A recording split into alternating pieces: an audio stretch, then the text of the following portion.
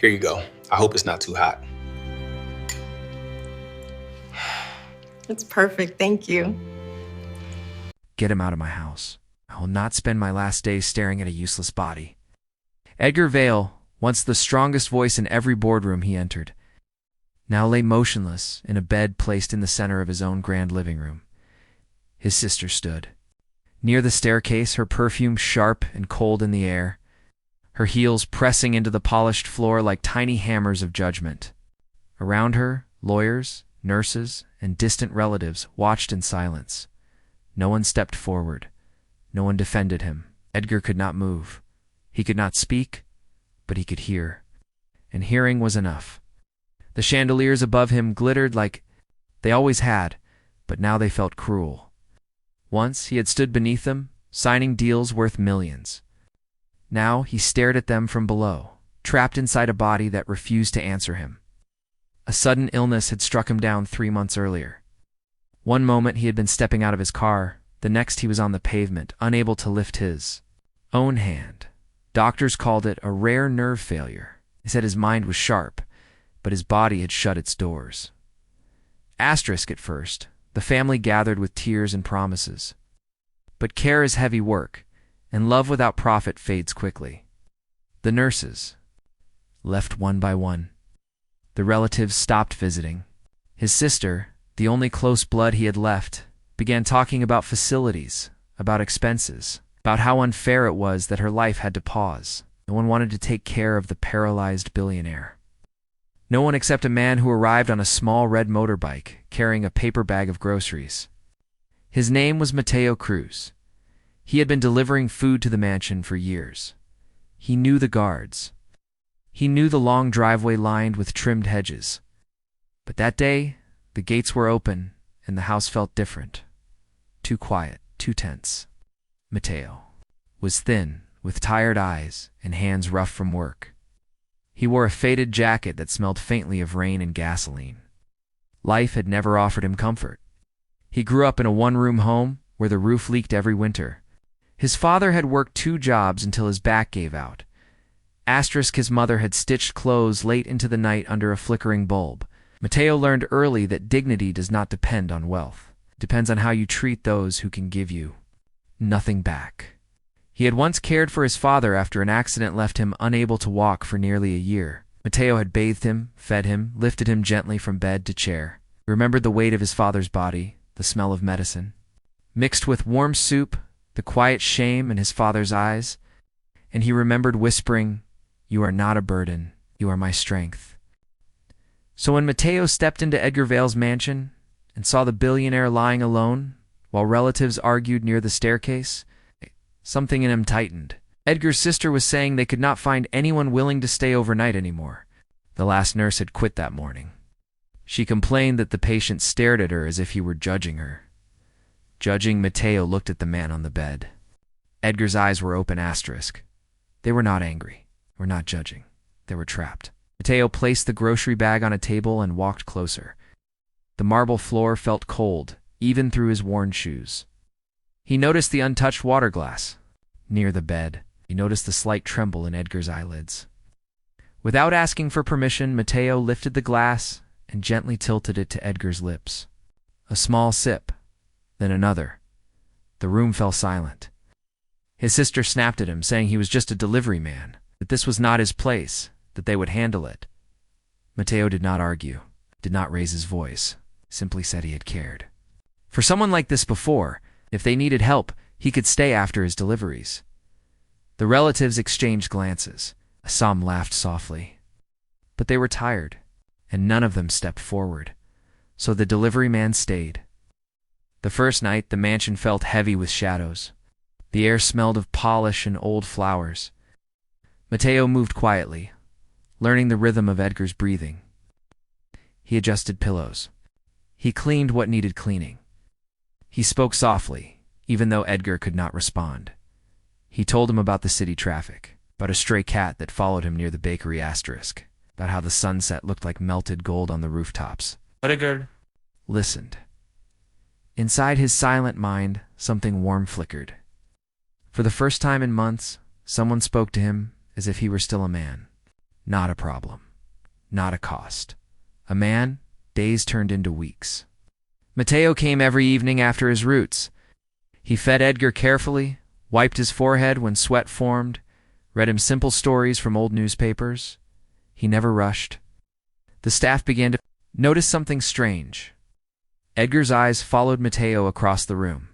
His breathing calmed when Mateo spoke. Small signals. Small signs of life. But Edgar's sister noticed something else. She noticed that her brother seemed more aware, more present. And she worried, because while Edgar lay silent, she had begun preparing documents, arranging transfers, planning a future where the fortune would move into her hands. One afternoon, she confronted Mateo. She accused him of pretending, of trying to gain favor, of hoping for money. Mateo listened quietly. His hands were folded in front of him. He said he did not want money. He only knew what it felt like to be left alone. When you cannot move, she ordered him to leave. And for a moment, the mansion felt like it would swallow him whole. Guards stood near the door. Staff looked down at their shoes. No one spoke. Mateo walked to Edgar's side one last time. He leaned close and adjusted the blanket. His voice was calm. Strength is not loud, it is patient. Then he stepped back. That night, something shifted. Edgar had been working silently with the only part of his body that still obeyed him, his eyes. Doctors had installed a small communication device days earlier, but no one had taken the time to use it properly. Mateo had. Every evening, he would hold up a letterboard, asking simple yes or no questions. Blink once for yes, twice for no. It was slow, it was exhausting. But it worked. And in those quiet sessions, Edgar had made a decision. The next morning, lawyers arrived, not the ones his sister had called others, older.com. Loyal to Edgar alone. In front of everyone, a document was read aloud. Edgar Vale had amended his will. A large portion of his fortune would now fund care centers for patients abandoned by their families, and a private trust would ensure lifetime security for one man. Mateo Cruz, gasps filled the hall. His sister's face drained of color. She tried to protest, to argue that Edgar could not have made such a choice. But medical records showed he was fully aware. The communication logs proved it. Every blink documented. Every letter spelled with effort. Edgar could not speak, but he had spoken. The room changed. Staff members who had once avoided eye contact now stood straighter. Some lowered their heads in quiet respect. Mateo stood frozen, disbelief washing over him. He had not stayed for reward. He had stayed because leaving felt wrong. Edgar's eyes met his. In them was something powerful. Gratitude, and something else. Victory. Because in a world that measured worth by movement and money, a silent man had just shown that dignity does not fade with the body. Days later, the mansion felt different. Lighter, warmer. The sister moved out. Care professionals returned, this time under strict oversight. Mateo did not become rich in the loud way people imagine. He continued his deliveries, continued living in his small home. But every evening, he still visited, not as a servant, not as charity, as a friend. One afternoon, as sunlight streamed through the tall windows, a therapist announced something remarkable. Edgar's right index finger twitched. Just slightly, a tiny movement. The room held its breath. Mateo leaned closer, hope rising in his chest. He did not shout. He did not celebrate loudly. Simply smiled and whispered that progress is built from patience. And Edgar blinked once. Yes. Word of the story spread beyond the gates. News outlets spoke of the billionaire who rewarded kindness, but those who truly understood saw something deeper. A poor delivery man had reminded the wealthy world that humanity cannot be bought. Silent strength speaks the loudest. Respect is proven when there is nothing to gain. And sometimes, the richest person in the room is the one who chooses to stay. Months later, on a mild evening, the mansion gates opened again, not for lawyers, not for arguments, but for visitors. Volunteers inspired by the new care centers, families seeking guidance, nurses trained to treat patients as people, not tasks. Edgar still lay in his chair near the window. But he was no longer alone. Mateo stood beside him, describing the sunset once more. The sky looked like soft fire fading into blue dot. Asterisk, the air smelled of cut grass and fresh bread drifting from a nearby bakery. Edgar's finger moved again, stronger this time.